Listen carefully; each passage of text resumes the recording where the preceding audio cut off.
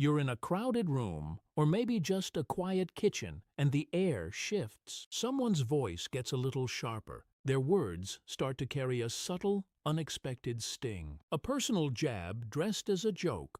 A question about your competence framed as innocent curiosity. Your pulse quickens. Your mind starts racing, searching for a defense, a comeback, an explanation. But you don't move. You don't react. You just look at them, quietly, for one beat longer than is comfortable. And in that silence, something remarkable happens. You watch them flicker, a micro-expression of confusion, a slight lean forward. They try again, a little harder, a little more pointed. And again, you just hold your ground, unruffled. The tension in the room, which was meant to be yours, suddenly belongs to them. This is the moment a manipulator's power doesn't just fail, it backfires. We tend to think of manipulation as a grand villainous scheme. In reality, it's a primitive, low-resolution tool for control. And like all primitive tools, it has a critical vulnerability. It requires a specific environment to function. It needs friction. It needs heat. It needs a reaction. And the one thing it cannot penetrate, the one state of being that causes it to short-circuit entirely, is a deep, unshakable calm. To understand why, we have to look at the underlying architecture of manipulation itself. At its core, manipulation is not about logic. It's about regulation. Specifically, it's about hijacking your emotional regulation to compensate for the manipulator's lack of it. Think of it as emotional outsourcing. A person who uses manipulation has an internal state of discomfort, jealousy, insecurity, a need for dominance.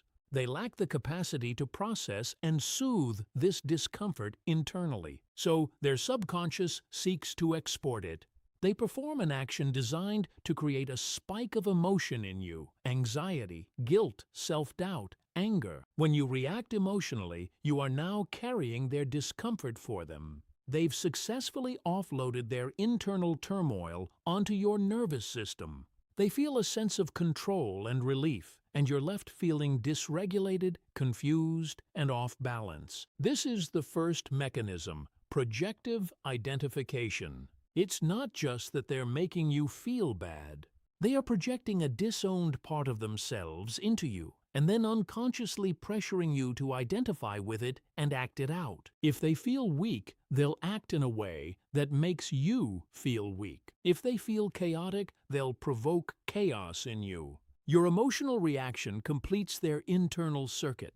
This brings us to the core concept of the reaction feed. A predator in the wild looks for the animal that flees the herd. A manipulator looks for the person whose emotional state they can predictably influence. Your reaction is their reward. It's the proof that their mechanism works. It's the signal that their internal discomfort has been successfully transferred. Every flinch, every defensive word, every waver in your voice is a confirmation that they have a handle on your internal dials. Now enter the calm person. But we have to be precise about what calm means here. We aren't talking about the passivity of someone who is checked out, dissociated, or simply afraid to speak. That's not calm, that's surrender. Surrender still provides a reaction. It provides a victim. The calm that disarms a manipulator is entirely different. It's an active, intentional state. It's what the ancient Stoics called the inner citadel, a fortress of composure that is not dependent on external circumstances. Psychologically, we can understand this as a form of emotional self-regulation that is so robust it's impermeable to external intrusion. This person has a high locus of control, meaning they believe their internal experience is determined by their own choices, not by the actions of others. Their emotional state is internally generated, not externally triggered. When a manipulator attempts to project their discomfort onto this person, something bizarre happens. The emotional signal is sent, but it hits a wall. The calm person acknowledges it. They see it, they understand it, but they do not absorb it. They don't take the bait. They don't defend. They don't explain. They don't get angry. They just hold the space. Imagine throwing a handful of mud at a wall. If the wall is reactive, if it's a mirror, the mud will hit and splatter back. But if the wall is made of a material that the mud simply slides off of, the only person left holding the mud is you. This is where the escalation happens. The manipulator, deprived of their expected reaction feed, enters a state of psychological dissonance. Their entire framework for social interaction is built on the premise of cause and effect. Provocation equals reaction. When the effect doesn't come, the cause becomes meaningless. They are left alone with their own projected discomfort, and now it feels worse than before. Because it's not just there, it's there with a spotlight on it. They will often try again, harder. This is the moment most people misinterpret. They think, my calm isn't working, they're just getting worse. But what you're witnessing is not a failure of your strategy. It's the final, desperate thrashing of a broken mechanism. They're not getting stronger, they're getting louder because they feel their control slipping.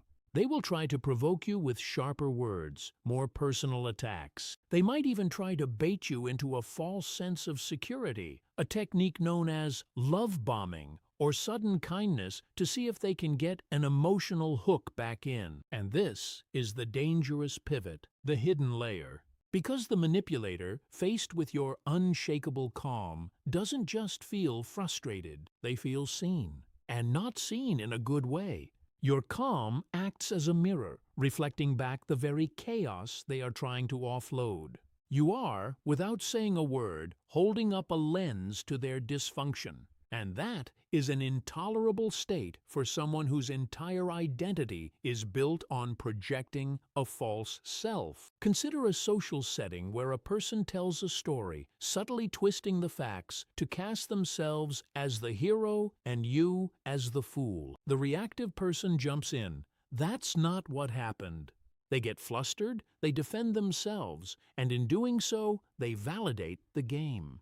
They've accepted the role of the fool by trying to prove they aren't one. The calm person, however, might just offer a slight, knowing smile, or a simple, "that's an interesting way to remember it," and then turn their attention elsewhere. They haven't denied the story, they've simply refused to validate its importance. They've communicated, without drama, that the truth of the situation is so self-evident it doesn't require a defense. The manipulator is left holding their twisted story, and everyone in the room senses the shift in gravity. The calm person hasn't won an argument, they've simply refused to play. This is the deep mechanism at work. Self-differentiation, a concept from family therapy. A differentiated person can maintain their sense of self while in emotional contact with others. They can separate their own thoughts and feelings from the thoughts and feelings of those around them. They can stay in the boat during a storm. When a manipulator tries to create a storm, the differentiated person doesn't jump overboard to try and calm the waves. They steady the boat from within. Their calm is not a weapon against the manipulator, it's a fortress for themselves. The effect on the manipulator is merely a byproduct. And here's the paradox that most people miss completely. The manipulator on some level doesn't actually hate the calm person for resisting them. They hate them because they desperately want what they have.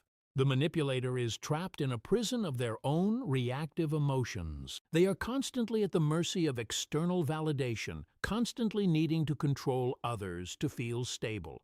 They are slaves to the very reactions they try to provoke. When they encounter someone who is genuinely free from that need, someone who is internally regulated, it's not just a challenge to their tactics. It's an existential threat to their entire worldview. It exposes the possibility of a different way of being, a way they feel is forever out of their reach. Your calm is a living, breathing indictment of their internal chaos. That's why their hatred can feel so personal, so venomous. It's not about you. It's about the gap between your reality and theirs. You become a symbol of the peace they cannot find.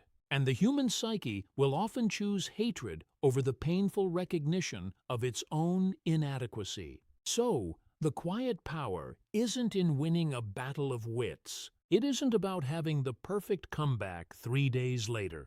It's about the daily, moment-by-moment practice of internal sovereignty. It's understanding that someone else's attempt to export their discomfort is their problem, not your obligation. It's realizing that you don't have to attend every argument you're invited to. It's recognizing that in the space between their provocation and your response lies your ultimate freedom. And in that space, something profound happens. The game stops, the mask slips, and the only thing left in the room is the truth. Here's something worth sitting with. What would it feel like to be so secure in your own emotional state that you no longer needed someone else's behavior to change for you to be okay?